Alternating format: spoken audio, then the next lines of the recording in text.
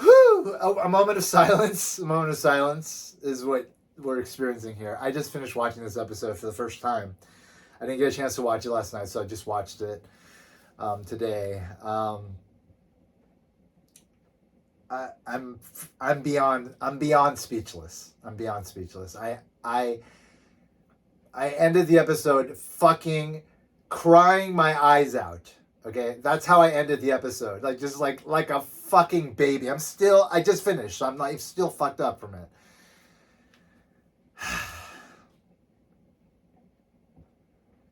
This episode is one of the best things I've ever seen! Ever in my fucking life!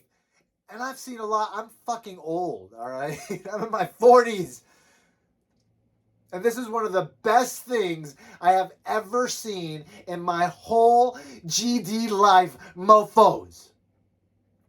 And I fucking loved it. I just want to thank Bo DeMaio. He wrote this one.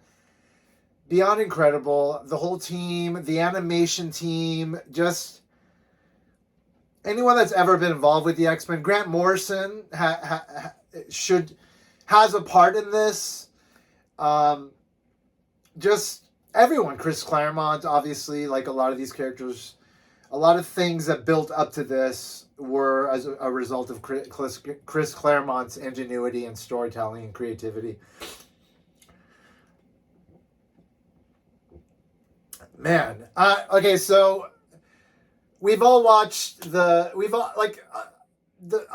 are in the comics, that are read the comics, like we experienced the Hellfire Gala 2023 last year. And that was a pretty traumatic experience, but it was a comic book. Like you're reading it, your mind is being blown, but you're not experiencing it. Like there isn't this like wonderful like sensory experience that's being created with, you know, sound and imagery and cutting and like and it just music, like there, you know, it's just, it doesn't have like when you're reading tragedy happen in a comic, it's and certainly when it comes out of left field, it's surprising, and you're sort of electrified by it, but you don't feel it on a visceral level like I felt watching this episode. I'm sure a lot of you have felt as well. Like, who saw this coming? First of all, this is an amazing freaking episode. So much happened. As I was watching it, as I was watching sort of this unfolding of this beautiful representation of a mutant nation, obviously, like, this is Krakoa light, right? I mean, Krakoa is the mutant nation in the comics. It's been the thing the last like 4 years in the comics. It's been this wonderful sort of like kind of like the epitome of what mutant can accomplish, like kind of being realized, and it's been beyond beautiful and satisfying for a longtime fan like myself, and for any fan of this stuff. Like you can't just jump to that. So this was very much an echo of that. Like, we've had Genosha in the comics. We had Xavier set up, Magneto set up Genosha, a mutant nation, and we had it attacked, right? And that was devastating, beyond a doubt. But Genosha was, Krakoa represented a better sort of step forward for that. Because even when Magneto had Genosha, it still was a very divided sort of mutant world. And Krakoa was a very sort of unified mutant world. I'm sorry. I still have to blow out the misery of what that kind of experience does to your body. Like, I'm still shaken by it. Hashtag shooketh. So like, Krakoa, it represents something beautiful. Genosha in the comics represented something beautiful, but like it didn't represent as much as Krakoa did. But the way that Genosha was depicted here in such a brief amount of time, like as I was watching the first half of this episode, I was like, this is too good. Like, they're gonna fuck with this, but when are they gonna fuck with it? Like, are they gonna fuck with it at the end of the season? Are they gonna fuck with it like in 3 seasons? Like, when are they gonna fuck with this? Because this is too perfect. Like, for them to like explore a world where this beautiful nation exists and mutants get to exist in this beautiful state, feeling safe, feeling protected, feeling they can be themselves, feeling like they're part of something and they're being accepted. Like you, like in my mind as I'm watching it, like I'm experiencing it, but I'm also like, are they going to keep this going? But at the same time, I'm like, no, they're not. Like, I know what happens in the comics. Like, they're going to be attacked, and there's going to be a genocide, and who I mean, did I think it was going to happen this episode? Absolutely not. You have this beautiful introduction into the mutant nation. You have this beautiful focus on Magneto and Rogue's love triangle. You have this beautiful elevation of Magneto and also Rogue as well. And you have a Hellfire Gala type of situation. You have this beautiful gala of mutants. Like, all this beautiful stuff happening. And I'm just like, I'm beyond in love, right? I have been romanced by this episode to the extent where I'm just beyond elated. I'm just like on cloud 9. I'm just like, this is so beautiful. I love every moment of this. I'm still getting all choked up just from the beauty of the first half, not even from the tragedy of the second half. Like, and even on top of that, you had the things going on back at the mansion. You had the interview with Trish Tilby, who in the comics hooks up with Beast. So there's like this little spark going on with them. It's really lovely, and you're like, yay! So I'm giddy about that. And then there's the whole, exploration of like Madeline, Cyclops, and Jean. And then you bring Wolverine into the mix, Logan.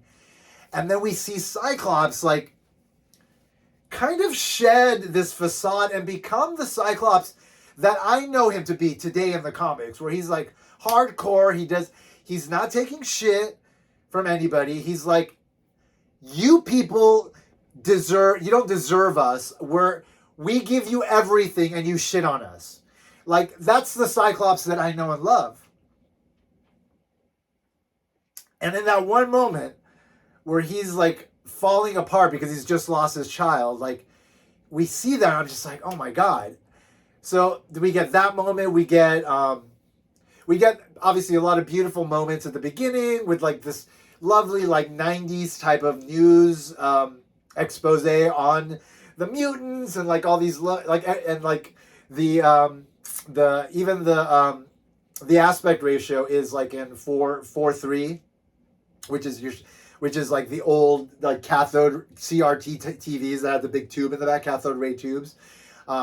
Non-digital televisions that had like, this kind of boxy frame. Like, it was presented in that way. So it's like, oh, it's still 97, but is it? Because it's like very, like, then you cut to Genosha and it's like all very futuristic and awesome. So I love this like contrast of like the sort of antiquated time period of the 90s contrasted to what mutants can accomplish, which is beyond anything that we see today. Even, like, they are the future, right? And the future was what we saw in Genosha, which was beyond lovely. I mean, just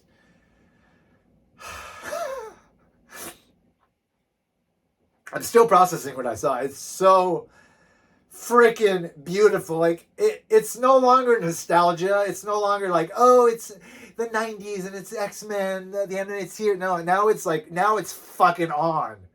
And it's beyond, it's exactly what, like, anyone that's been reading the comics all these years knows this can be. Anyone that's been watching these crappy movies and just being like, why don't they do it right? Like, this is a complete correct depiction of how awesome storytelling within the world of mutants can be. Like, this captured it perfectly. This episode was like, it was so much. It was, first of all, when I saw the length, I was like, all right, we're like 37 minutes. Like, this is no bullshit. This is no Saturday morning fucking 22-minute bullshit. This is like, we have a story to tell. We're going to fucking tell it. And we're going to take our time with it. it felt like a 2-hour movie, but it was so short, but it didn't feel short.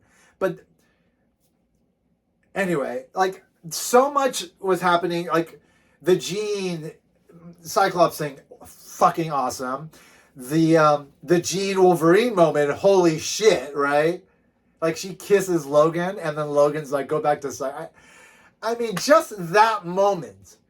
There was like 30 great moments before this became the best thing I've ever seen in my life. There was like 30 great moments.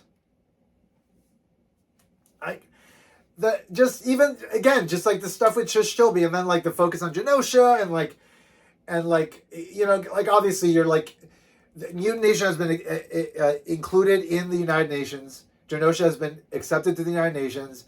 So, you know, like, that is basically the driving force of the episode. That's the driving force of the reason for the expose. That's the driving force of what happens on Genosha. Like, us going to Genosha, Magneto being asked to go there by the council. So there's a council on Genosha. Guess who's on it? Sebastian Shaw. Yeah. Emma fucking Frost. Okay, we've seen her in the Dark Phoenix saga, but we didn't see her again. The last time we saw her, she was running out of the Hellfire Club when Jean turned into the Dark Phoenix. Like, that's the last time we saw her. We never saw her be the White Queen that we know her to be today. Because today in the comics, she's MVP. And we saw some of that in this, which was beyond exquisite. Beyond exquisite. Seeing Sebastian Shaw was beyond fucking exquisite. He wasn't like this, like, Wolverine, you don't know it. You know, he was like this fucking refined asshole of, you know, just like megalomaniac fuck that you fucking love and hate at the same time. He was that guy. He's the Sebastian Shaw we know and love today. We know and hate and love today. Who else is on there? Fucking Banshee, Callisto on this council. But who else? Moira fucking McTaggart, bitch. Moira fucking McTaggart. And there was like a comment made by Emma Frost about Moira being human. It's like, she ain't human. She ain't human. And there was like a hint in her of the Moira we know now from the comics. The Moira we know to be a mutant who can live multiple lives, who resets reality when she dies, who has lived 10 lives, and this is her 10th life. Is that what's going on here? I think so. I think there were indications of that here, which I liked quite a bit. So the council like wants Magneto to be the leader, right? So we get to Genosha. We get a lovely Nightcrawler moment. Nightcrawler does not mention that he's Rogue's sister, but they do harken back to the episode where he was introduced, because he popped up in 2 episodes. One where he was introduced, he was like the demon of Germany or whatever, and everybody was like, and he was living in a monastery, and everybody wanted to get him. He was like Frankenstein, basically. But then he wound up like helping a bunch of people, and then he wound up being accepted, and then so it was like Wolverine, Rogue, and Gambit are taking a ski trip, and they encounter Nightcrawler. Eventually, they become friends with him. Eventually, Nightcrawler comes back. We find out he's the son of Mystique, which we later find out he's actually the son of both Mystique and Destiny in the comics. Well, I have a feeling they'll cover that eventually. X-Men Blue, like that was released within the last year. It explains it. Mystique's memory was altered. Anyway, so we got wonderful moments with Nightcrawler. We get, I'm not going to go, maybe I'll just go through some of it. Like, we see a bunch of mutants. Like, we see Pixie. We see Glob Herman, is that his name? We see Dazzler. We see I saw Marrow in there. I saw Archangel. I saw Boom Boom. Boom Boom made a little appearance, which is really cool. Obviously Leech. I don't know who this is. There was like Antler Girl. Antler Girl, I think that's her name. a bunch of Easter eggs, man. Genosha was so cool. Emphasis on the was.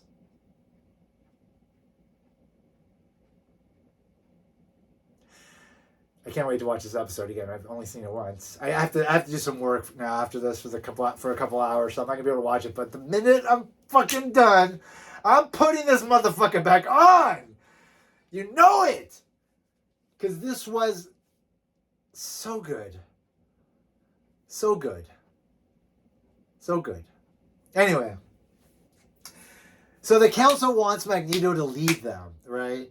And then he's like, I want Rogue to be my queen. And then there's like the whole like revelation that Rogue has to tell Gambit like, hey, I've known Magneto. In fact, we had an affair.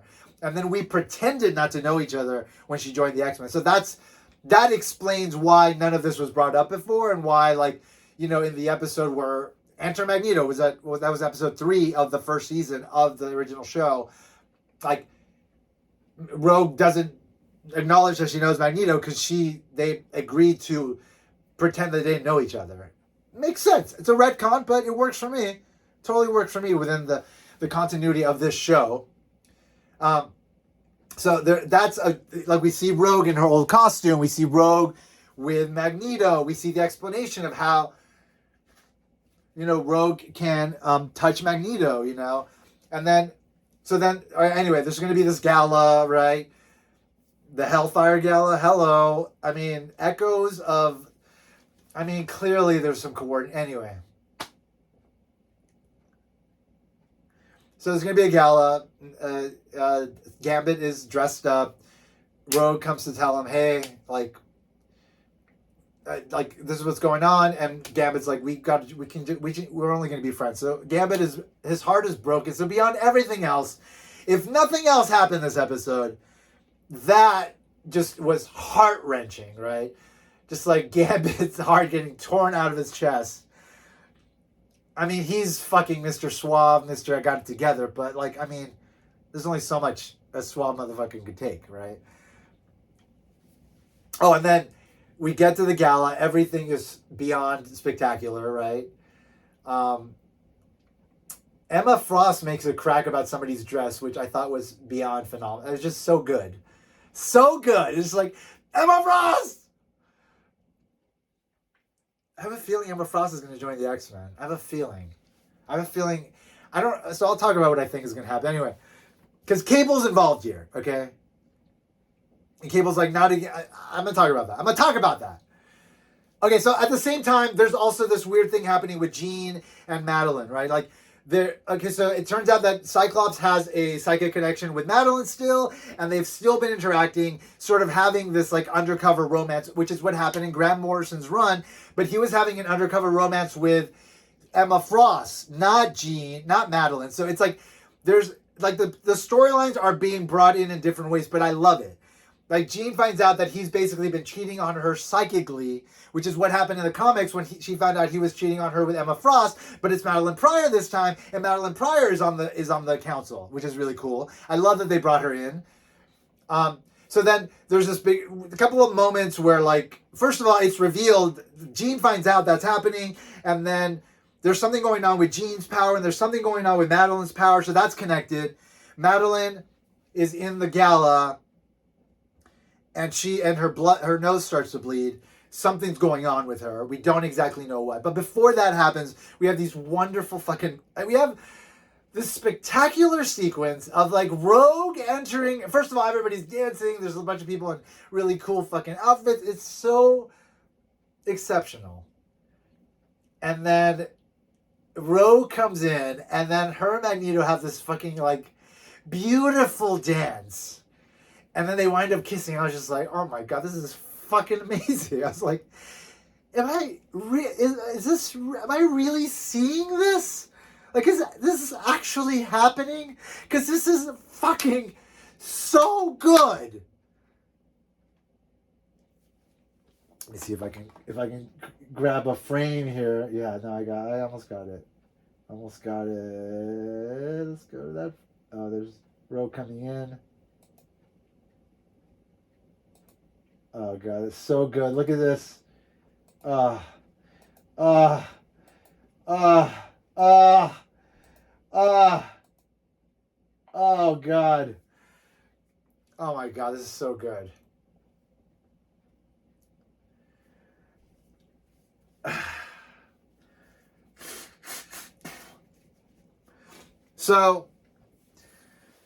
So beautiful, beautiful moment. But then at the end, what does she say? She's basically like, nah, some things go deeper than skin. And because she was basically going to leave Remy because, like, she can touch Magneto and she can't touch Remy. It's like, she can't deal with this.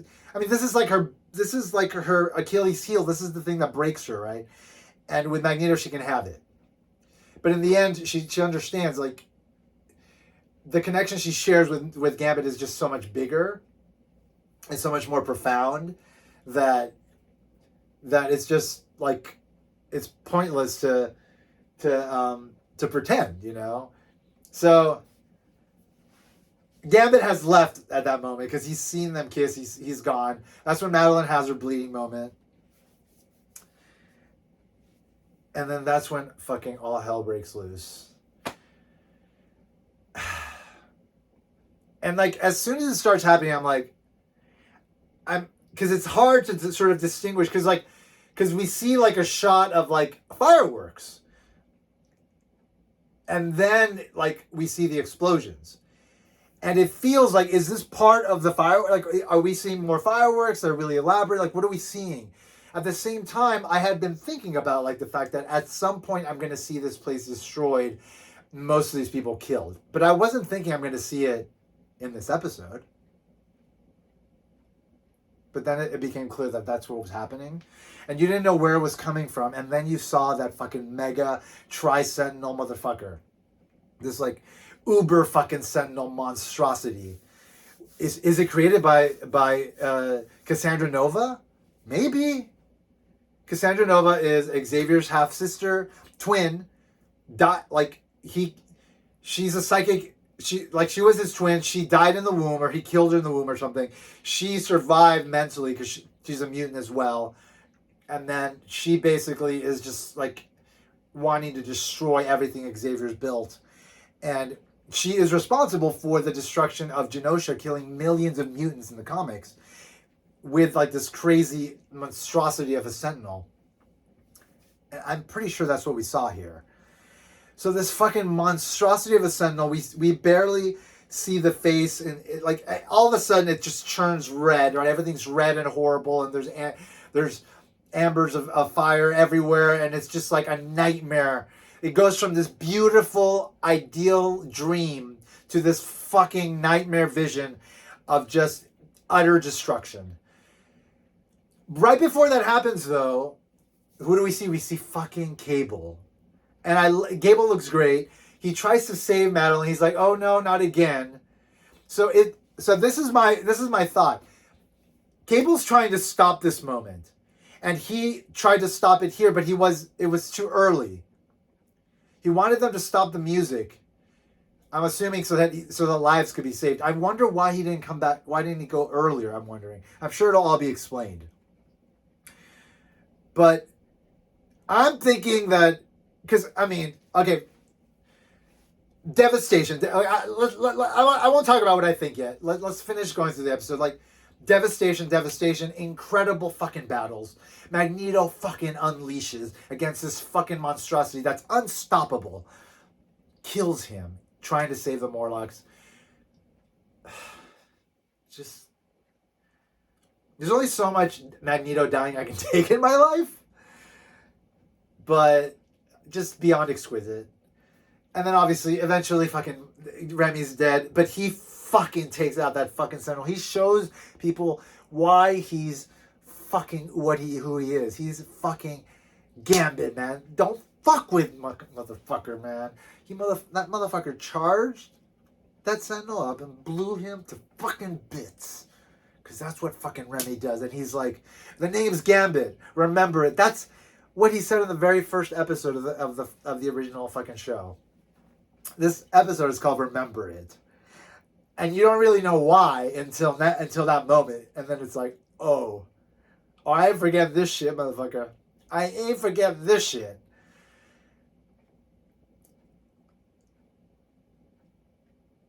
Just so many mutants dying.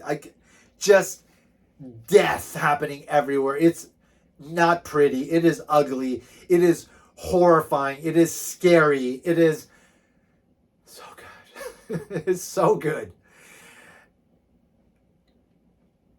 All right. So that's the episode. That's the fucking episode. And then it ends with like Rogue being like, I can't feel him. Just basically like Gambit's dead. Like the episode ends, and then the music is like morose. Like it's the theme, it's the animated theme, but it's morose. I love this is a love letter to every fucking X-Men fan ever. Like everything is so beautifully taken care of. You know, they're not screwing around here. I know I've said fuck a lot. I apologize to the people that have children and don't want to hear fuck, but I can't help myself. Meep, meep, meep. I'm crying inside. But like everything is dealt with such care. I can't express how grateful I am that this show exists, that this episode exists. I mean, this is the best thing I've ever seen in my life. This episode is the best thing I've ever seen in my fucking life. It's so good. It's so good. I can't believe it, like, because it's like you hope, right? You hope that it's gonna be this good. Like you hope, you hear they're reviving the show. Okay, there's been like 30 fucking years of storytelling since then. And you're like, there's so much good shit that's happened in the comics that if they depicted right, this show could be just on another level. And you hope that it'll get there, but you also don't want to get your hopes up because, like how often are things knocked out of the park and then that ball goes out into space? Like how often does that happen? It doesn't, right? In most circumstances in life, it doesn't happen. But it happened here, and I can't even, we're in episode 5. Like we didn't even touch on life death. Like what's happening with Storm. Like how's Storm going to deal with this after she dealt with what she's going through? How many mutants are dead? Millions are dead. Millions are dead. The animation in the battle sequences, the animation throughout this episode was so good. They spared no expense. Like even just like there was this beautiful moment where Magneto was making a speech about when he first met Xavier and he told him about the dream or whatever. When he's like contemplating like accepting the request for him to be their leader. And you see him in the background out of focus, and in the foreground you see this like glass of some drink, and it's like sweating, and then you see the ice like break apart. It's such this beautiful like just moment of just sort of meditation where it's just like take in this moment. It's quiet, it's deep, it means a lot. There's a lot of thought behind it. Take it in. And then take in the second half of this episode where the action is mind-blowing. So much is happening. Everything is incredible. Everything is shocking. Everything is beyond beautiful. And it's just like, it's so good. It's so good. It's so good. It's so good. It's so good. It is so good that it's just so good. That's all I can say. So good. God, this is good. I mean, can you believe how good this is? Can you even believe it? Because I cannot believe it, but it is this good, and we're only halfway through this. There's another season in the back. They're animating it right now. It's been written. It's being animated. There's a third season coming.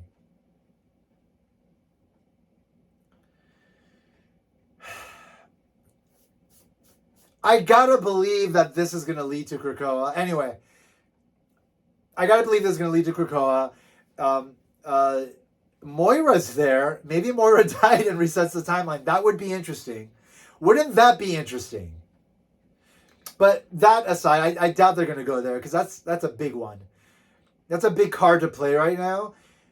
The Cable is the key to this. Cable coming in at the moment that he came in, like you gotta think that he's gonna do something.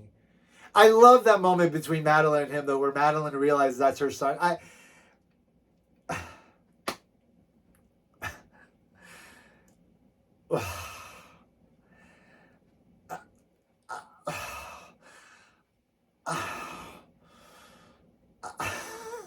Anyway, I think Cable's the key. We can't just have Magneto and Gambit dead. I mean, come on. Oh my God, no. Remember we had the in the trailer we had a funeral. Oh shit. Ah, damn.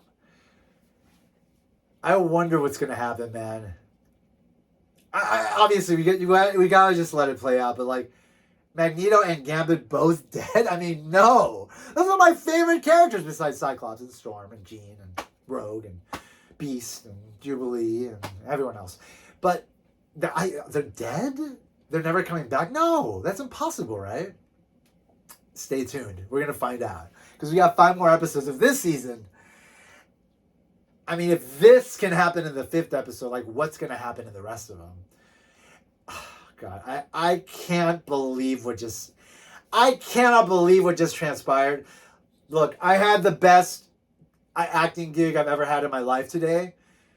Like I've been trying to do this acting thing and like I'm always submitting and like it's really hard because like you just get rejection.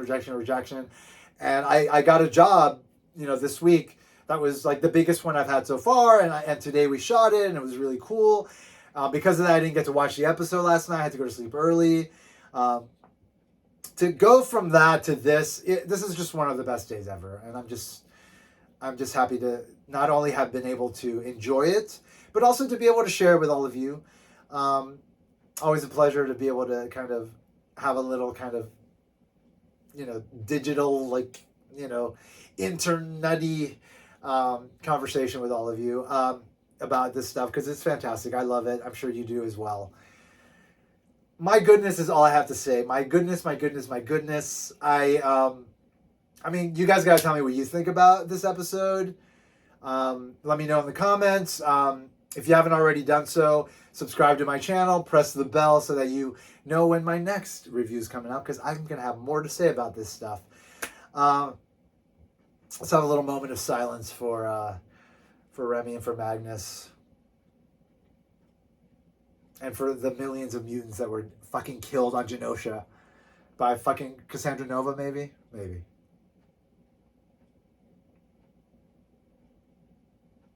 As always, I want to remind you that if you have not already, you better put an X in the box because ain't nobody checking me.